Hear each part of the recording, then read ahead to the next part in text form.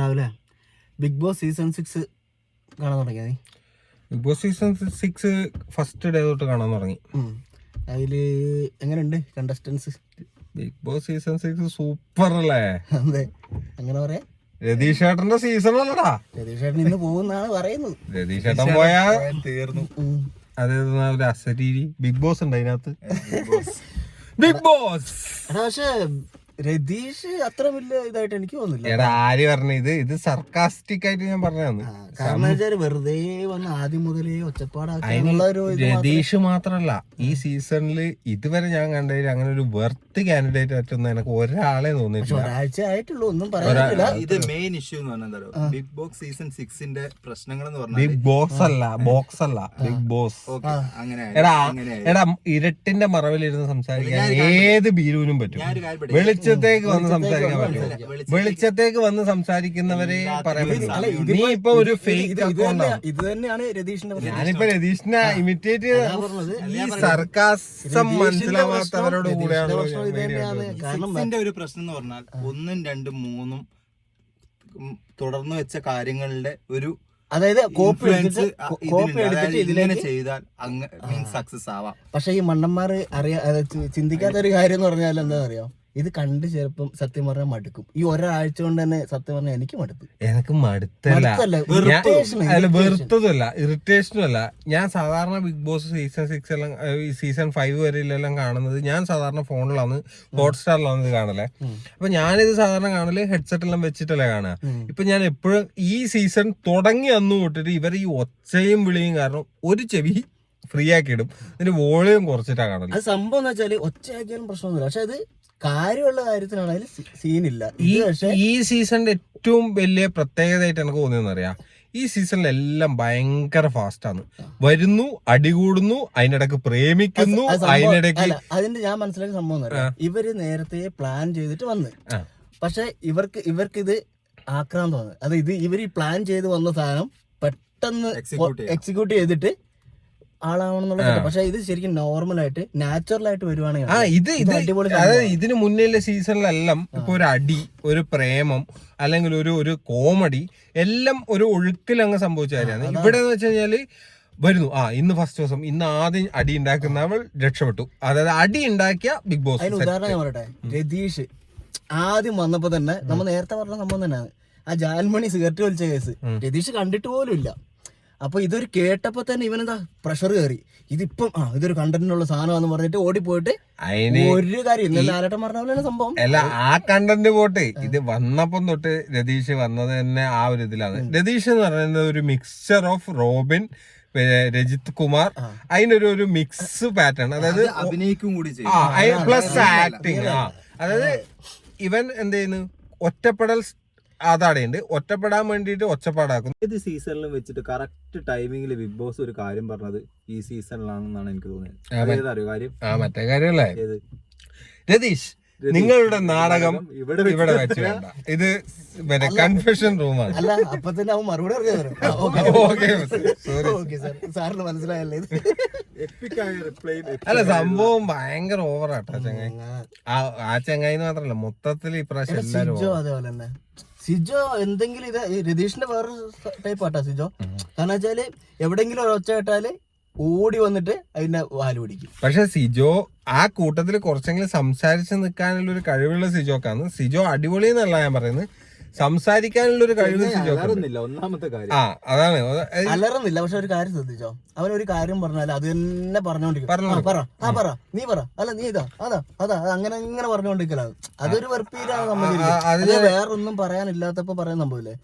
നേരത്തെ കഴിഞ്ഞ സീസണിലൊക്കെ നമ്മുടെ അഖിൽമാരൊക്കെ പറയുന്നുണ്ടെങ്കിൽ ഒരു കാര്യം പറഞ്ഞാൽ അതിങ്ങനെ പറഞ്ഞങ്ങോട്ട്. അതാണ്, അതായത് ഈ മുന്നത്തെ സീസണിൽ ഇപ്പൊ സാബുമോനെ എടുത്താലും അഖിൽമാരെ എടുത്താലും ഇവരൊക്കെ എന്ന് പറയുന്ന ഇവര് പറയുന്ന കാര്യങ്ങൾ ഭയങ്കര ക്രിസ്റ്റൽ ക്ലിയർ ആയിട്ട് ഒരു തവണ പറയുമ്പോൾ തന്നെ ഇങ്ങനെ കുത്തിക്കേറുന്ന രീതിയിൽ അത് പറയും. അത് ശബ്ദത്തിന്റെ വ്യതിയാനം കൊണ്ടോ അല്ലെങ്കിൽ പിന്നെ സൗണ്ട് കൊണ്ടൊന്നുമല്ല, അവരാ പറയുന്നതിൽ ഭയങ്കര ഒരു ക്ലാരിറ്റി. ഇഷ്യൂസ് ആണെങ്കിലും അവര് ഉണ്ടാക്കുന്ന പ്രോബ്ലം എന്ന് പറയുന്നത് വാലിഡ് മാത്രല്ല, അതിനൊരു ഒരു എന്താ പറയാ, നമുക്ക് കാണുമ്പോ തന്നെ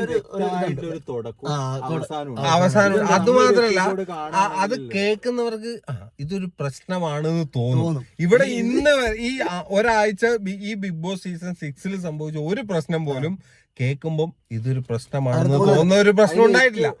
അതുമല്ല, ഇതില് നല്ലൊരു പോയിന്റ് ഉണ്ടല്ലോ എന്ന് പറയുന്ന കാര്യങ്ങൾ ഇവര് കേൾക്കാത്താണോ പലപ്പോഴും അതിനെപ്പറ്റി അവിടെ ഒരു ചർച്ച നടന്നത് ഞാൻ കണ്ടിട്ടില്ല.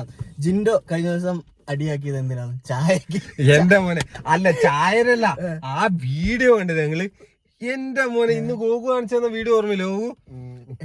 എടാ, അതായത് അത് എനിക്ക് തോന്നുന്നത് മെയിൻ എപ്പിസോഡിൽ വന്നിട്ടില്ല, പക്ഷെ അതിന്റെ ഒരു ഇൻസ്റ്റാഗ്രാമിലായിട്ട് ഒരു റീല് പോലെ കണ്ടിട്ടുണ്ടായിരുന്നു. അപ്പൊ ആ വീഡിയോയുടെ ക്യാപ്ഷന്റെ പേര് തന്നെ അൺകണ്ടീഷണൽ ലവ് എന്ന് പറഞ്ഞിട്ട് ക്യാപ്ഷൻ ഇട്ടേ. അത് എഡിറ്റ് ചെയ്തൊരു വീഡിയോ ആണ്, പക്ഷെ റീലില്.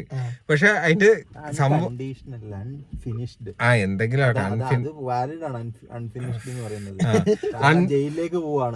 എടാ, കഥ ഞാൻ പറയുമ്പോ അത് മനസ്സിലാവും. അൺഫിനിഷ്ഡ് ലവ് എന്നാണ് അതിന്റെ ക്യാപ്ഷൻ ഉണ്ടായത്. ആ സംഭവം എന്ന് വെച്ച് കഴിഞ്ഞാല് ജയിൽ നോമിനേഷനിൽ ഇപ്രാവശ്യം വന്നത് രതീഷും ജിൻഡോയും ആണല്ലോ. അപ്പോ ജിൻഡോ ജയിൽ ഡ്രസ്സൊക്കെ ഇട്ടോണ്ടിരിക്കുമ്പോ ചായ വെച്ചോണ്ടിരിക്കുകയാണ് ഗ്യാസിൽ. അപ്പൊ ജിൻഡോ ജയിൽ ഡ്രസ്സെല്ലാം ഇട്ട് അവിടെ റെഡി ആയിക്കുന്നുണ്ട്. അപ്പൊ ചായ റെഡിയാക്കി കപ്പിലൊഴിച്ച് ജിൻഡോക്ക് കുടിക്കാൻ വേണ്ടിട്ട് ആ ടേബിളിൽ അങ്ങ് വെച്ച്.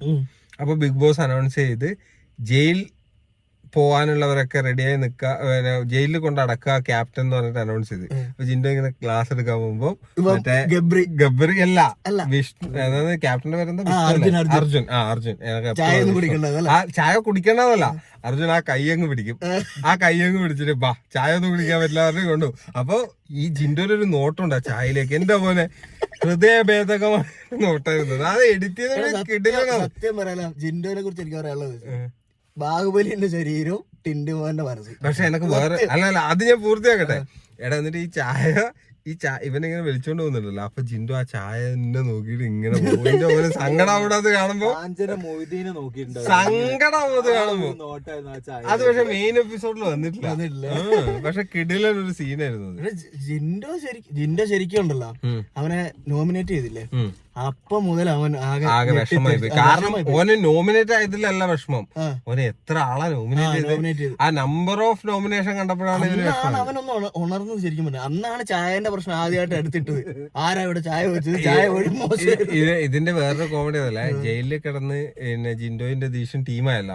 ഇന്നലത്തെ എപ്പിസോഡിൽ പറയുന്നത് എന്താണ്, മറ്റേ ബാങ്ക് വിളിക്കുന്നുണ്ട് വന്നത്. അപ്പൊ നമ്മ പറഞ്ഞു വന്നത് മറ്റേ ജയിലില് കിടക്കുമ്പോ രതീഷും പിന്നെ ജിൻഡോയും ആ ഫുള്ള് ലൈവിൽ നടന്ന സംഭവം. പക്ഷെ സീസണിൽ കാണിക്കുന്നത്, അതായത് മെയിൻ എപ്പിസോഡിൽ കാണിക്കുന്നത് പുറത്തേക്ക് ഇറങ്ങുമ്പോ ഇനി തൊട്ട് ഞാനും രതീഷും ടീമാണ്, നിങ്ങൾ ബാക്കി എല്ലാരും ഒരു ടീം, ഞാനും രതീഷും മാത്രം ഒരു ടീം. അതിനിടക്ക് നൂറ വന്നിട്ട് കുറച്ച് ഇതാക്കി ചൊറിയാനെല്ലാം നോക്കിനി. സംഭവം ആ പോയിന്റ് ഒക്കെ ഓക്കെയാണ്. അല്ല, ഇതിന്റെ ഏറ്റവും വലിയ വിരോധാഭാസതല്ല ഞാൻ പറയുന്നത്. ഞാൻ ഇന്ന് മനസ്സിലാക്കിയ മറ്റേ ട്രോളും അല്ലെങ്കിൽ വീഡിയോസ് എല്ലാം കണ്ടതിന്റെ അടിസ്ഥാനത്തിൽ രതീഷ് ഇന്ന് പുറത്താവുന്നതാണ് ഞാൻ മനസ്സിലാക്കുന്നത്. അതിന് പുറത്തായില്ലെങ്കിൽ ഈ പോയിന്റ് വാലിഡ് അല്ല. പക്ഷെ പുറത്തായിട്ടുണ്ടെങ്കിൽ ഈ ടീമായ ജിൻഡോരി എന്നാക്കല് എല്ലാരോടും വെല്ലുവിളിക്കുകയും ചെയ്ത് ജിൻഡോ ഒറ്റയ്ക്കും ബാക്കി എല്ലാരും. പക്ഷെ ഇതൊന്നല്ല, ജിൻഡോന്നല്ല, ഇവിടെ ഈ ബിഗ് ബോസ് സീസണിൽ ഇതുവരെ വന്ന ഒരു കാൻഡിഡേറ്റ്സിനും അവര് പറഞ്ഞ വാക്കിനോട് വലിയ വ്യവസ്ഥയൊന്നുമില്ല. അവര് തോന്നുന്ന പോലെ മാറാൻ കഴിവില്ല ആൾക്കാർ. പക്ഷെ ഇന്ന് നോമിനേഷനിൽ നിന്ന് രക്ഷപ്പെടുമായിരിക്കും. പക്ഷെ രക്ഷപ്പെട്ടിട്ടുണ്ടെങ്കിൽ ജിൻഡോ അതൊരു ഭയങ്കരമായിട്ട് അത് യൂട്ടിലൈസ് ചെയ്യാൻ. പക്ഷെ ജിൻഡോ പ്രശ്നം എന്താ പറയാ, ഓന് മസിൽ മാത്രമേ ഉള്ളൂ, ഓന് സംസാരിക്കാൻ അറിയില്ല. അതാണ് പ്രശ്നം. ചിലപ്പോ പുറത്ത് നല്ല ഇതായിരിക്കണം. നിഷ്കളങ്കത കൊണ്ട് കൊറേ വിരുദ്ധമായ സ്റ്റേറ്റ്മെന്റും കാര്യങ്ങളൊക്കെ എല്ലാം ഉണ്ട്. അങ്ങനത്തെ ഒരു പ്രശ്നം. അതായത് അങ്ങനെ ഒരു നൈസ് ക്യാരക്ടർ ഒന്നും ഉള്ള ആളൊന്നുമല്ല. പക്ഷെ ആ നിഷ്കളങ്കത കൊണ്ടൊന്നും എന്തായാലും ഇതിന്റെ മുന്നിലേക്ക് അങ്ങ് അധികം പോകാൻ നിഷ്കളങ്കത മാത്രമായിട്ടും കാര്യമൊന്നുമില്ല. സംസാരിക്കാൻ അറിയണം. കഴിഞ്ഞ പ്രാവശ്യം നമ്മുടെ റിനോഷ് ഇല്ലേ, റിനോഷ് നിഷ്കളങ്കനുമാണ്, പക്ഷെ അവന് സംസാരിക്കാനും അറിയാം. അതാണ് അവൻ പറയുന്ന പോയിന്റ് എല്ലാം പോയിന്റ് തന്നെയായിരുന്നു. അതാണ് അവന്റെ ഇത്. പക്ഷെ അവൻ കുറച്ചും കൂടെ ആക്റ്റീവ് ആയിരുന്നെങ്കിൽ കുറെ നിന്നേനെ അല്ലേ. പക്ഷെ ഞാൻ പറഞ്ഞു വരുന്നതല്ല. അപ്പൊ നമുക്ക് ഇപ്പൊ ഈ പറഞ്ഞ ജിൻഡോയുടെ പോയിന്റ് ഇതാക്കണമെങ്കിൽ ഇന്ന് ലാലേട്ടൻ വന്നിട്ട് ആര് പുറത്താവും അറിയണം. അപ്പൊ ഇനി എന്റെ ഒരു അഭിപ്രായത്തിൽ നമുക്ക് ബാക്കി ചർച്ചകള് ആര് ഇന്നത്തെ എവിക്ഷനിൽ ആരെങ്കിലും പോകുന്നുണ്ടോ പോകുന്നില്ലയോ എല്ലാ നമ്മുടെ റിവ്യൂസ് എല്ലാം പറയുന്നതെല്ലാം രതീഷ് പോകുന്നതാണ്. ഓക്കെ, അത് നമുക്കറിയില്ല. നമുക്ക് ആ ഒരു ഇതും കൂടെ കഴിഞ്ഞിട്ട് ഇതിനെപ്പറ്റി വിശദമായി ചർച്ച ചെയ്യാം.